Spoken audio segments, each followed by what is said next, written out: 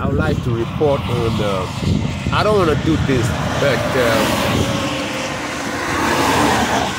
I can't help it. I've been driving for almost 300 miles now. 300 miles, and I'm on this Highway 80, or what they call Interstate 80 or I-80, going to Oregon, far west of America, from the East Coast. It's 3,000 miles exactly, and I can't help just, to bring this development over here in terms of agriculture. Okay, in terms of agriculture, farming. I've been driving for 300 miles, and all I see is this. On both sides of this I-80, Interstate 80, all I see is this. Farm upon farm, and it's so crazy out here. It's so windy because of the plains. See, because of the plain, the flatness of the terrain. All I see is this. For 300 miles, both sides of the I-80. This is Kansas. I passed Iowa already. It's the same thing. Iowa is known as the breadbasket of America, but this is Kansas as well.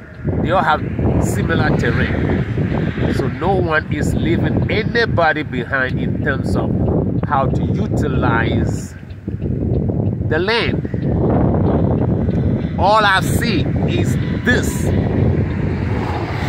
From the roadside, as far as the eye can see, that's miles deep inside there. And the stretch of it is beholden to the eye. And what the human spirit can do if you want to do it. Every land is the same. So why African land can be utilized in this form? As far as the eye can freaking see. You see both sides. Both sides. It is windy. Both sides. Both sides.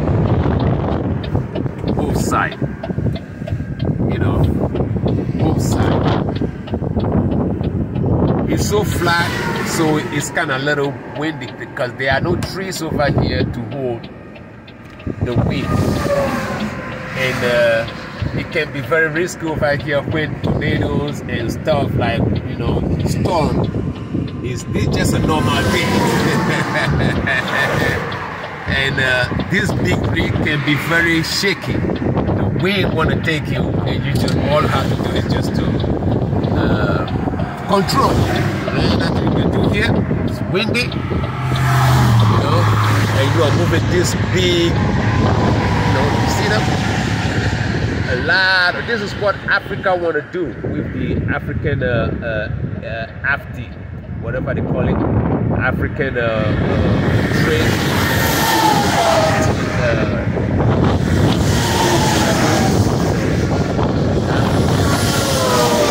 free trade, yeah,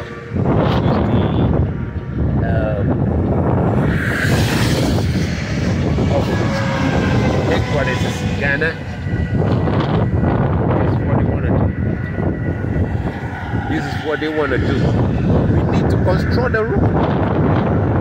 This road alone, this 80, when I got into it from other roads, when I connect into it, it's 950 miles just stretch to where I'm going.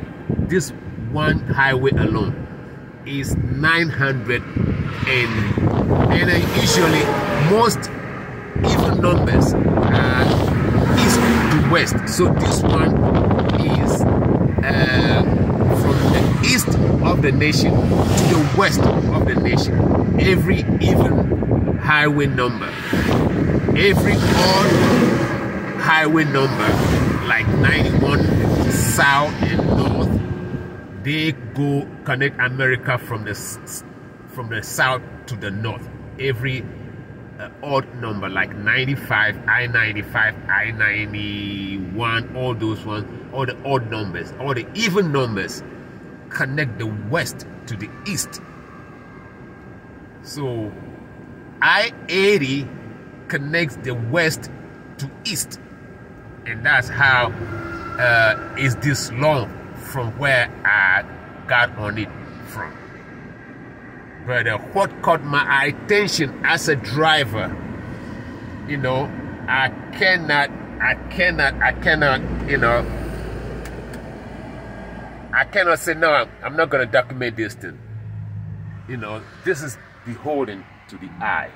This is what a human spirit can do. And if Europeans can do it,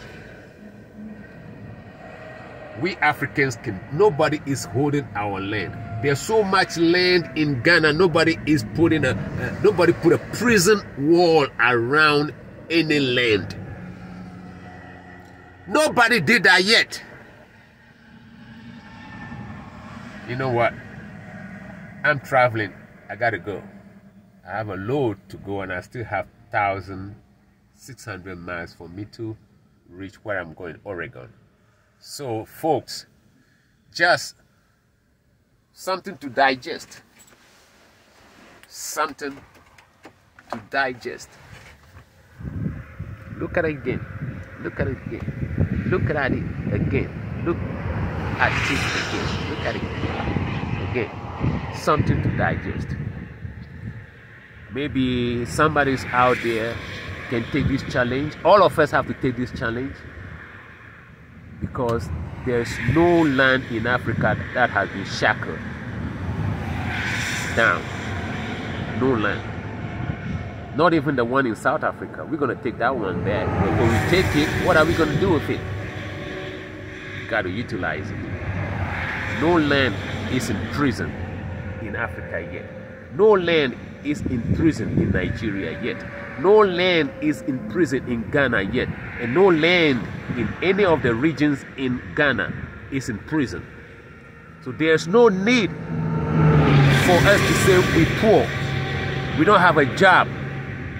Do you think the family of these people, the family you're seeing over here, do you think the family of these people will be looking for a job, finish school and be in the city of New York looking for a job? Are you kidding me? You see, all that irrigation, all that silos. Do you think the family of these people, of any of these people, will finish school or even bother to go to school? Tell me, do you believe their children are in New York, Washington, D.C., the big cities in this state looking for a job, and, you know, kind of disappointed because somebody will not give them a clerical job? To do what? To do what? Talk back to me. Look at the villages they created around this farmland. Look at the towns they created around. Look at the economy. You see, economy comes from the word ecology. What is ecology? Your environment and things within it. That is where economy comes from. Economy comes from ecology. Your ecology will give you your economy. That's why the European understood first that the first thing when he comes to your country, the first thing he takes over is your ecology, your timber, your oil, whatever is renewable things that God renew, not something that you have to find a raw material for. Things that God renews constantly, season by season, renewable.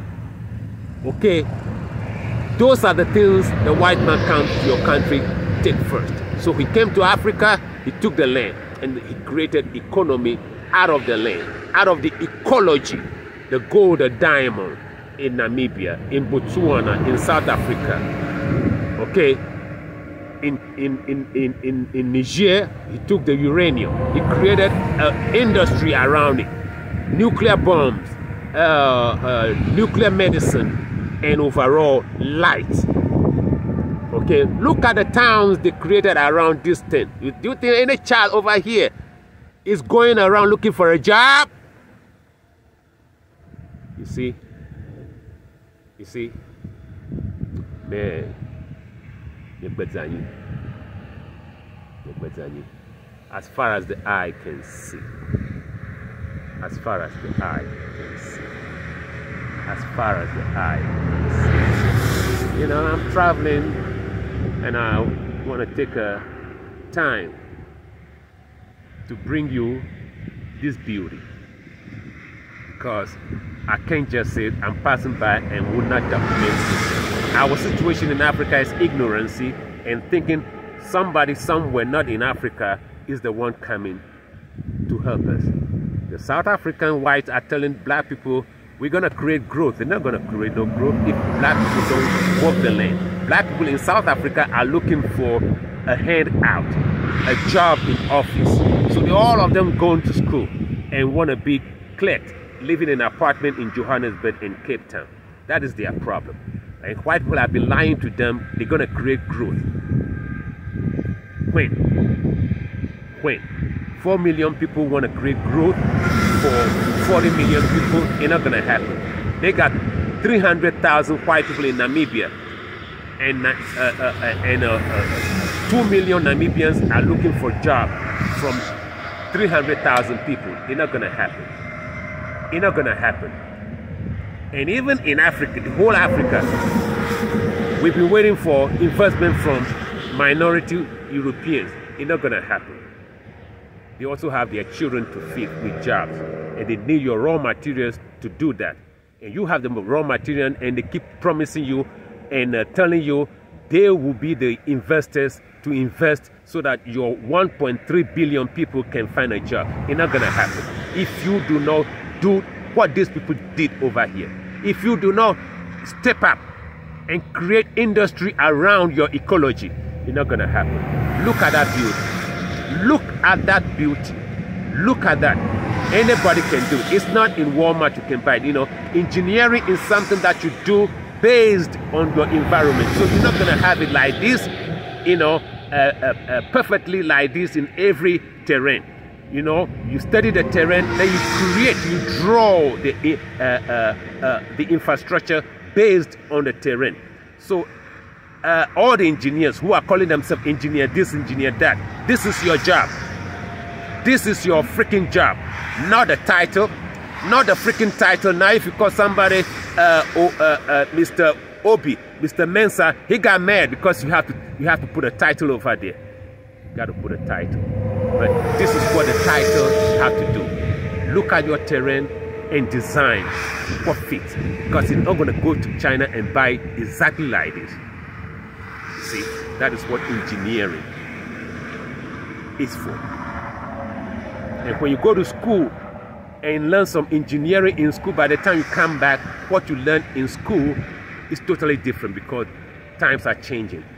So-called climate change is here.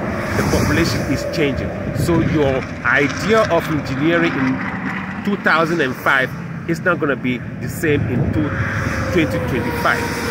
But the foundation that you have as an engineer gives you that ability to look at things and engineer things accordingly. the demography, the topography, and the environment had to be put into consideration and create a perfect engineering to fit all together like a hand in a glove. Look at that.